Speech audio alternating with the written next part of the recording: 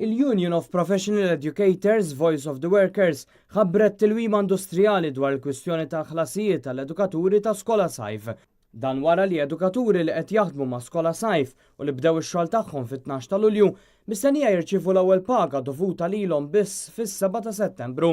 Dan ifisser li se jkunu ħadmu għal xarejn qabel jirċievu l-paga u biksur tal-liġi, hekk kif l-att dwar l-impjiegi u relazzjonijiet industrijali f'kapitlu 452 jgħid li kull min iħaddem għandu jħallas jew jara li jitħallsu l-impjegati f'intervalli regolari li m'għandhomx jaqbżu l-4 ġimgħat.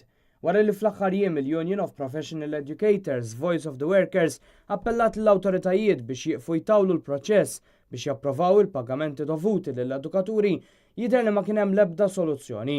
Kien għalhekk li l-Union kienet kostretta tħabbar tilwima industrijali għal dan id-dewmien li huwa dovut għal reviżjoni fil-proċeduri tas-salarji. Dan hekk kif waqt il qabel kien hemm 3 dati ta' pagamenti dawn issa niżlu għal 2 biss. Madankollu dan ifisser li intervall ta' xarejn imur kontra l-att dwar l-impjiegi u relazzjonijiet industrijali.